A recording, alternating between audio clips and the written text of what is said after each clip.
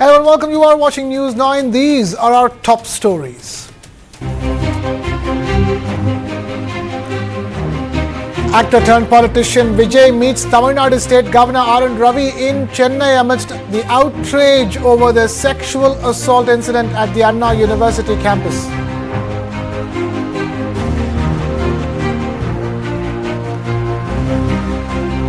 AIADMK Party Supremo Arvind Kejriwal launches another big scheme titled Pujari Granthi Samman Yojana ahead of the Delhi State Assembly elections.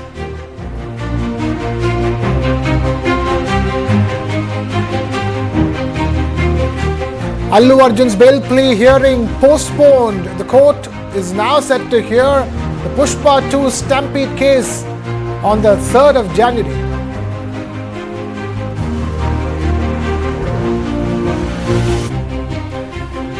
Karnataka BJP forms two fact-finding teams to probe a series of suicides and maternal deaths in the state.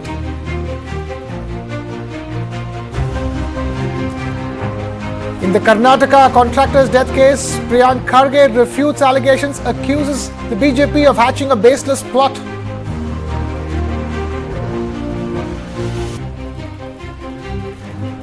West Bengal Chief Minister Mamata Banerjee visits Sandesh Khali for the first time since protests erupted over sexual harassment allegations against local TMC leaders. The Indian Met Department forecasts dense fog, a cold wave in North India. Alert sounded for Delhi NCR too, with temperatures dropping by 3 to 6 degrees Celsius. Australia beat India by 184 runs in the fourth Test match in Melbourne, take an unassailable 2-1 lead in the Border Gavaskar Trophy.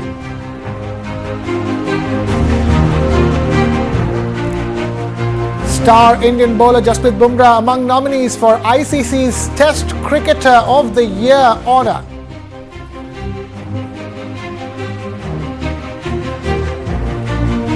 It's a political battle that's erupting in Tamil Nadu over the sexual assault over a 19-year-old woman at the Anna University campus, with all major political parties in the state hitting out at the ruling DMK. The AIADMK has targeted the DMK, with Party Chief Edappadi Palaniswamy saying that there is no law and order in the state, launching a protest against the MK Stalin-led government. The AIADMK placed posters across Chennai that read, "Who is Sir?" and also it had the hashtag Save Our Daughters. The Sir, quote unquote, in the posters put up by AIADMK refers to a person mentioned by the survivor in her complaint. In her complaint, the survivor alleged that the accused received a phone call from someone who he addressed as Sir while he held her hostage and sexually assaulted her on the university campus on the 23rd of December. The AIADMK is also questioned as to how the Tamil Nadu police has claimed that there was only one accused in the case, even as the survivor had mentioned that the suspect was speaking over the phone, calling someone Sir. The party has demanded that the case be transferred to the CBI for further investigation. TVK chief and actor Vijay, while addressing the incident, wrote an open letter expressing his deep concern and pain over the rising social injustices, law and order violations and sexual crimes against women in Tamil Nadu.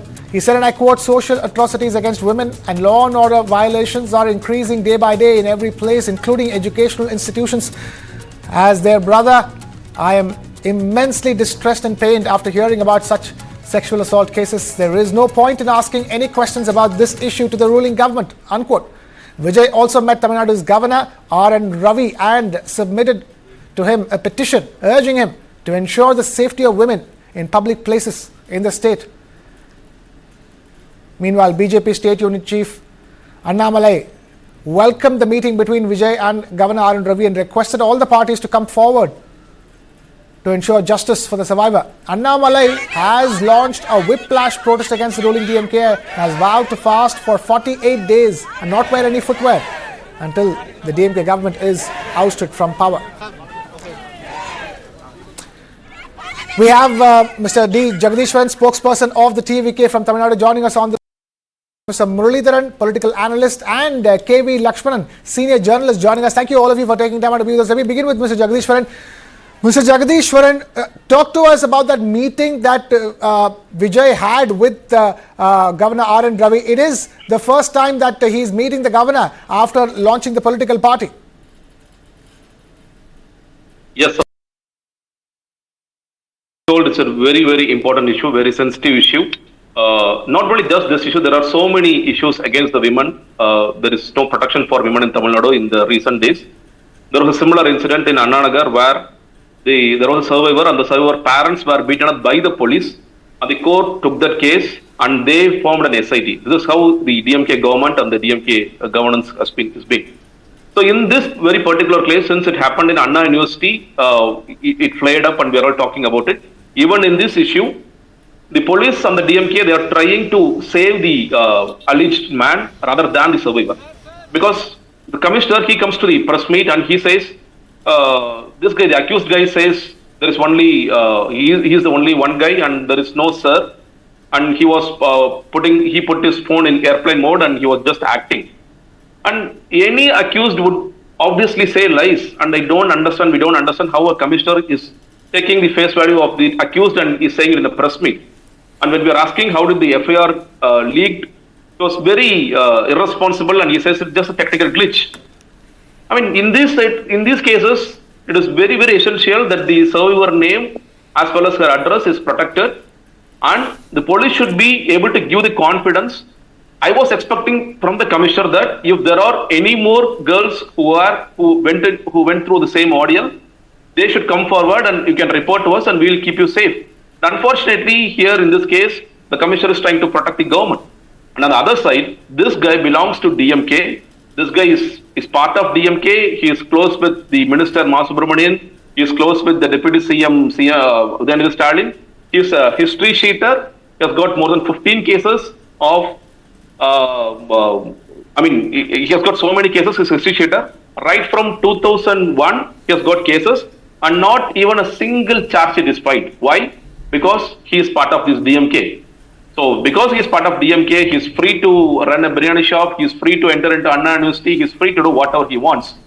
And unfortunately, the DMK government as well as they don't see the seriousness of this issue, and that's why the High Court, they took this case as suo motu case and they told what to be done, because they were quite disappointed with what is happening in police as well as in the DMK governance. Right, Mr. Jagadishwaran, stay with us. I want to know more about what exactly was discussed in that meeting. If you can, hold on to the thought. But meanwhile, Mr. Muralidharan, let me bring you in at this stage.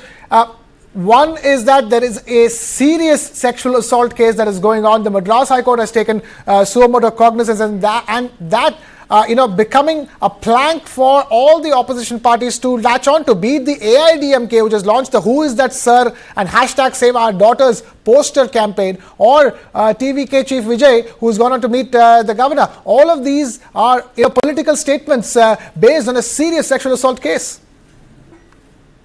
Exactly, KK. And what's happening is the government is being extremely new. The CM has not spoken about it. The Deputy CM, his son, has not spoken about it. And the minister who's involved, the Ma Subramanian, who's the health minister, he has not opened his mouth because the photos which are circulating are his closeness with the perpetrator. So, having said all this, this is the current status. And the DMK government hell-bent on, not answering the media or to other political parties or the public at large. So when this is the scenario, I think one by one, every political party is taking up much. And obviously, this is going to be a major issue in the coming elections 2026. And this is not the only issue. There are many law and order issues. One is the extreme, prevalence of drugs, drug menace across the state, where we've seen ganja smokers and peddlers chasing police and beating them up. So there is no respect or fear for the police. That's what comes out very clearly in such incidents. Then the TASMAC illicit liquor deaths because of TASMAC exorbitant prices, etc., and which is a completely government-controlled business, which is TASMAC, which is the liquor business. And apart from that, we have so many lockup deaths. then a huge amount of mining, illegal mining, and shipping out these mined earth and other minerals to other states. Now that's being witnessed by people, and it's all of these are there for anybody to access. So the law and order is a big question, and it's under the chief minister, and he has not opened up. That's what is hurting the people, and the opposition parties are taking advantage of. Right. So KV whatever Lakshmanan, protest. there's not been a word in from the DMK on the matter so far. Telling us, and it's about time, isn't it? The pressure has been building for the whole of last week, and now every single political party worth its salt is ensuring that the case is taken up. It's now become national headlines. Absolutely right. It's a ghastly incident. It should not have happened, but unfortunately, it has become the standard operating procedure of all political parties and all political leaders whenever they are faced with similar instances. Like say Sandesh Khali in Bengal. Of course, it later on transpired. We all know what has happened in that. But say look at the Nirbhaya case also. So yes, the opposition has got a big issue on its hand, and it is for the first time that we are seeing even the AIADMK stirring and launching into an agitational mode, which for whatever reasons it was silent all these while and giving DMK a free run. So it is good that opposition parties have stepped up the ante, and the pressure should mount. But again, now that the Madras High Court has taken suo moto notice, has formed a sit, then we must allow the investigations to go on. And let us see how it, and nobody is holding any brief for anyone here. And if this person who is alleged to be a close confidant of the DMK bigwigs, law must take its course, and he should face the music. Alleged is one word, but from whatever evidence we have so far, yes. The alleged and it is what it is actually is not very far away from it. Let me take this back to Mr. Jagdishwaran of the TVK. Talk to us about what exactly transpired in that meeting between Vijay and the governor, because from what I understand, they not only discussed the law and order situation in the state, but they also spoke about flood relief not reaching more people. So in that sense, this is a larger conversation that Vijay had with RN Ravi. Yes, in today's meeting, we had three things. One, obviously, about the amnesty incident. So protection for women is the main agenda. As well as the prevailing law and situation, it is getting worse. Not just the women part. On the whole of Tamil Nadu, there is so many issues. There is killing happening. Every day you see some sort of killing happening in some in some areas in Tamil Nadu. So the law and order situation is also very bad. There is so much of drugs. There is narcotics, and they do ganja 1, ganja 2, ganja 3, but nothing happens. There are drugs is a free flow in Tamil Nadu. So that is another part. The third thing is about the Bengal cyclone, where the compensation was requested by the state government, but unfortunately the central government, as we know, for so many issues, whenever there is a cyclone or there is a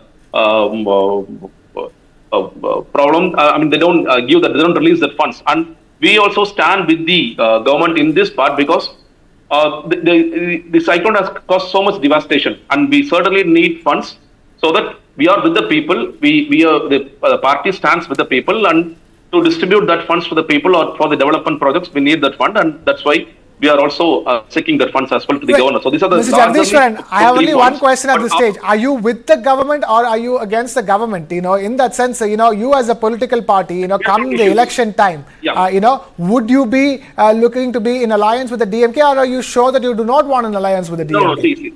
See, everything is issue based. See, when we held our conference, we told very clearly our political enemy is DMK and our ideological enemy is BJP. We still stand by that. And in this very particular issue, we are against the DMK. Not just we are against the people of Tamil Nadu or against the DMK government, because the way they have been handling this case. Whereas at the same time, we are also for we started our party because we want to protect the rights of the people.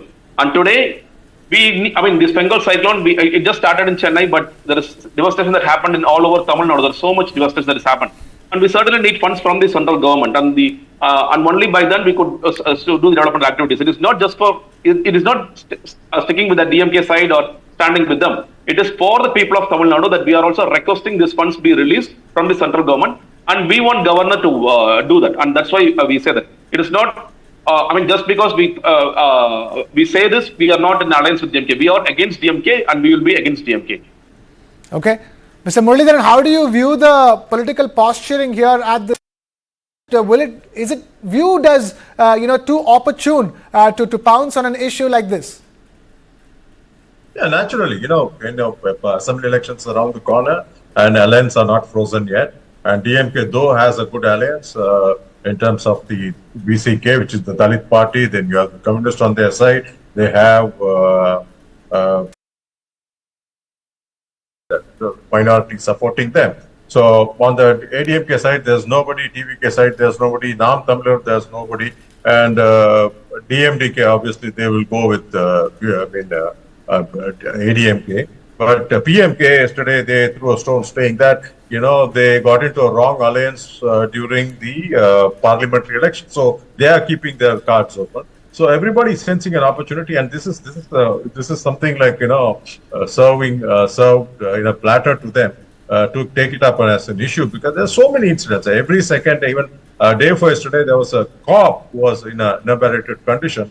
He was trying to molest a fellow police officer. This is the kind of things which is happening. And we also seen, as the gentleman from TVK mentioned, there was a case where the POCSO was registered and the police force went to the Supreme Court to stop, because Madras High Court said there should be a CBI inquiry. So they took it to Supreme Court asking for an injunction. Supreme Court refused. Instead, they created a special investigation team.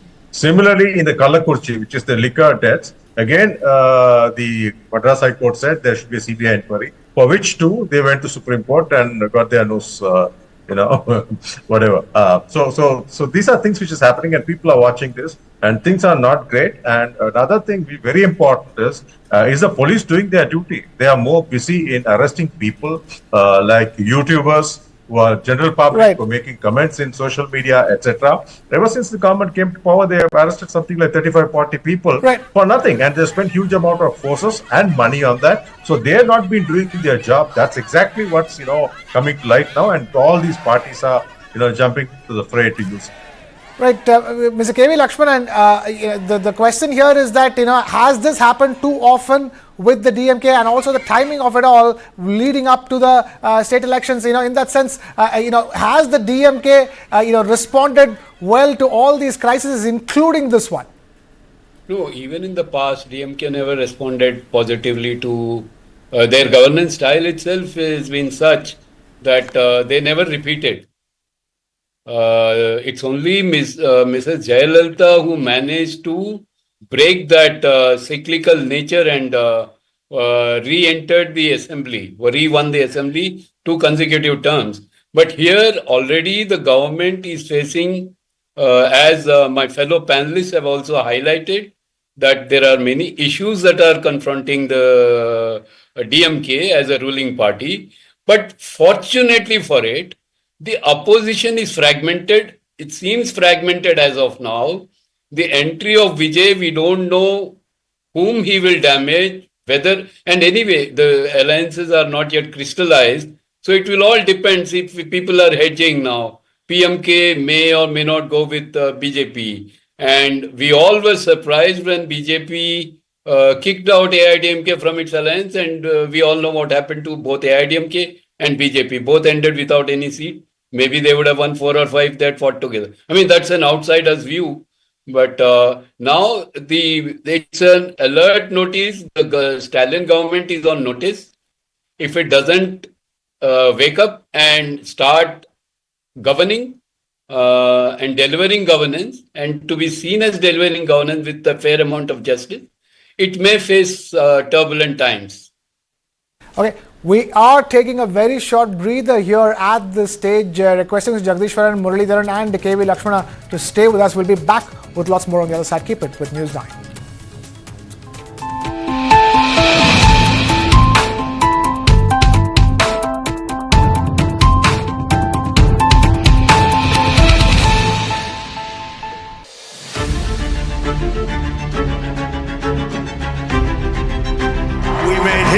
for a reason tonight. Will it change the shape of American foreign policy? Violence has erupted in Manipur once again. How can we pass judgment, sir, before any inquiry that, they were volunteers or militants, sir?